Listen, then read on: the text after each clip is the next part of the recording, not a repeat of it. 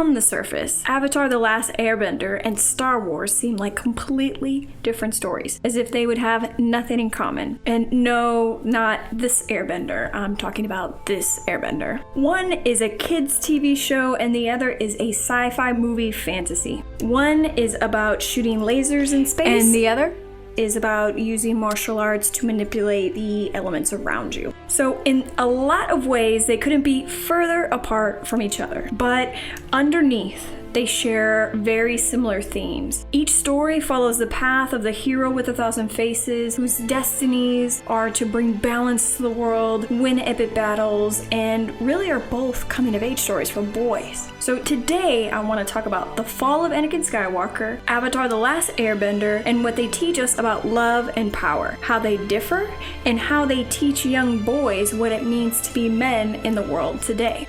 I do want to note that Pop Culture Detective does a very in-depth analysis on manhood, masculinity, and the Jedi in this video, The Case Against the Jedi. I cover a lot of his major points in this video, but I do want to give original credit to where it's due, so I'd also suggest watching his video as he explores the harmful masculinity Star Wars portrays in much more depth than what I will be doing today.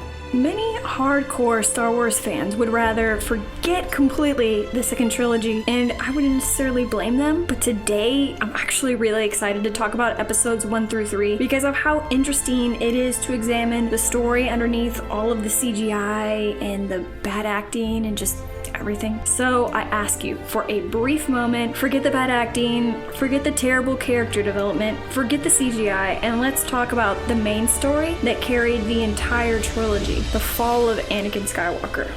This trilogy is centered around Anakin's coming of age and being raised by the warrior monks, the Jedi Knights. You see him as a boy where he grows up as a slave who soon finds himself taken in by the Jedi to be trained as a powerful Force user. As he gets older, you see all his sides, good and bad. His youth, arrogance, fear, love, and feelings of loss. You see Anakin begin his journey as an innocent, hopeful boy who soon turns into a twisted, depressed, and broken man. So why does Anakin become Darth Vader? George Lucas tells us that love and emotional attachments turned our innocent and naive Anakin into a ruthless and mass-murdering Darth Vader. So, how does George Lucas teach us this? How does he show us this? Well, it all starts with the Jedi philosophy. The principles of the Jedi can be summed up as unhealthy ideas of stoic masculinity. Unwavering and unshaken by the chaos around them, they are able to emotionally detach to maintain power over themselves and succeed where others cannot. The Jedi are taught to suppress emotions because if not, they will leave themselves vulnerable to falling to the dark side, an urge that Jedis resist and vow to never to succumb to.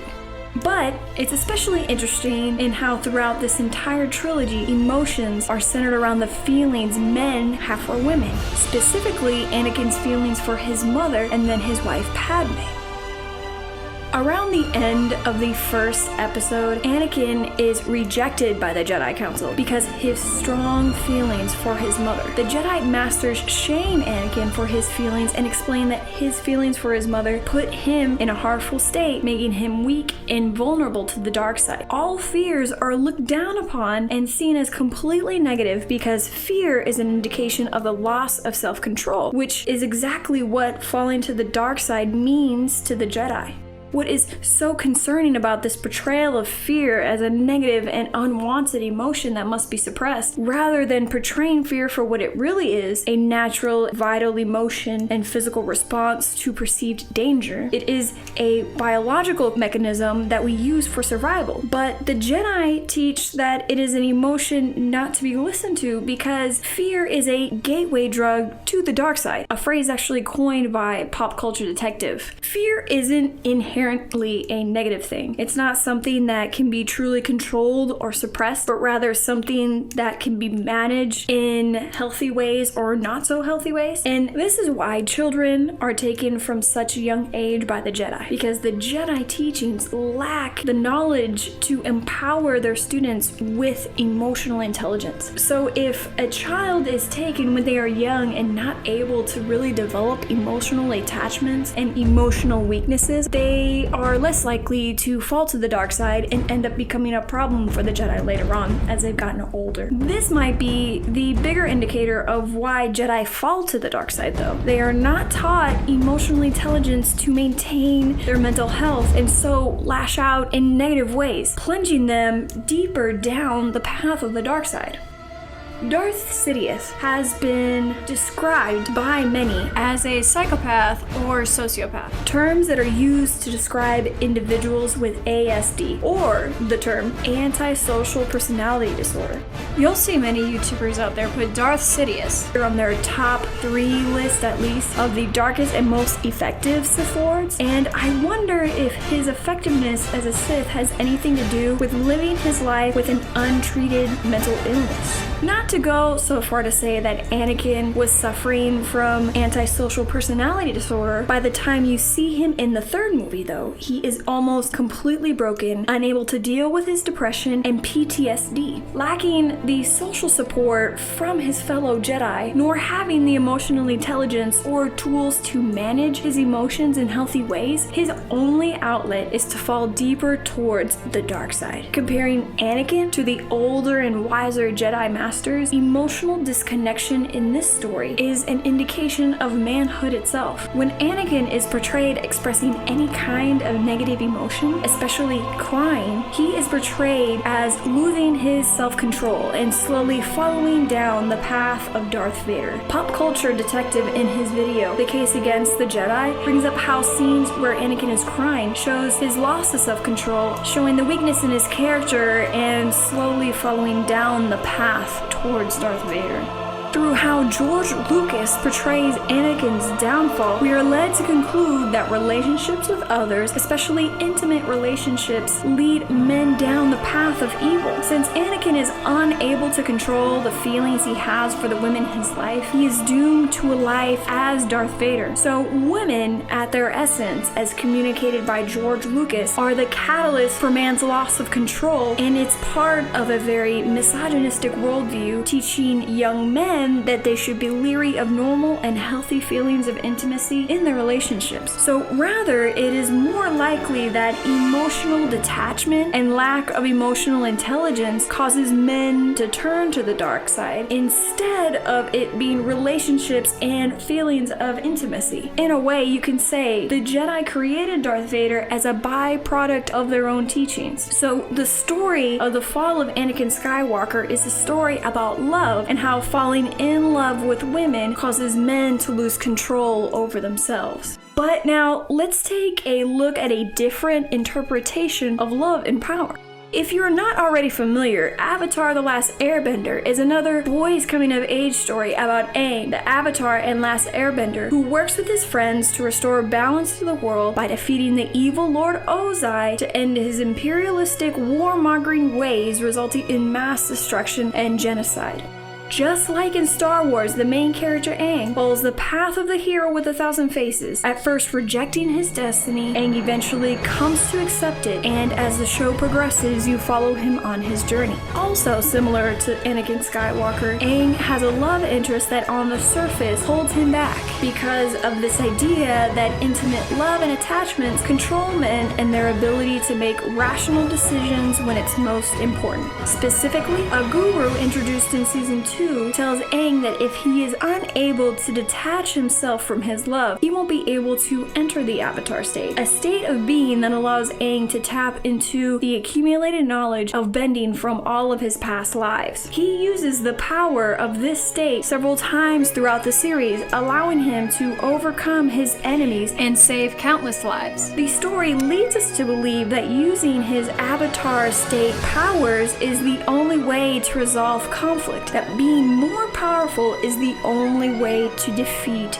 power. What's different about this story, though, is how it flips the script and shows another way. Aang is presented a third option where he doesn't have to choose between love and power. In fact, in order to truly weave this quote-unquote power of the third way, Aang must embrace his love, his empathy, and his ideals to use it successfully without being destroyed in the process. Throughout the show, the characters continuously mention a thing called the Avatar state, where Aang is able to tap into the power from all of his previous lives to defeat the bad guy and save the day. In the last season of the show, where Aang is facing off against Fire Lord Ozai in the last battle, the show portrays a conflicted Aang, unwilling to use his power to kill Lord Ozai, something that is against Aang's moral code and beliefs. Instead of using the Avatar state to kill Ozai and save the world, but instead uses different power granted to him by the Lion Eternals to defeat Ozai in another way. Ozai ultimately is not defeated because he's killed, but because Aang takes away his ability to bend, leaving Ozai completely powerless. But in order to energy bend or take away someone's bending, Aang has to be unbendable. The lion turtle in the story explains what it means to be unbendable. The true mind can weather all the lies and illusions without being lost. The true heart can tough the poison of hatred without being harmed. Since beginningless time, darkness thrives in the void but also yields to purifying light. This means that Aang must embrace his entire self, his thoughts, his feelings, his convictions, everything. So he defeats the Dark Lord by following his own path. So by being himself, empathetic, loving, and respecting all life made him more powerful than ever before, showing the audience that even though the Avatar state was powerful, not each problem warrants power to resolve it. So by embracing everything that initially was perceived as weak, he was actually able to overcome the situation, resolve the conflict, and beat the bad guy. Other things to bring up about The Last Airbender that is contrary to the story of Anakin Skywalker in episodes 1 through 3 is the level of emotional support that Aang receives throughout the entire series.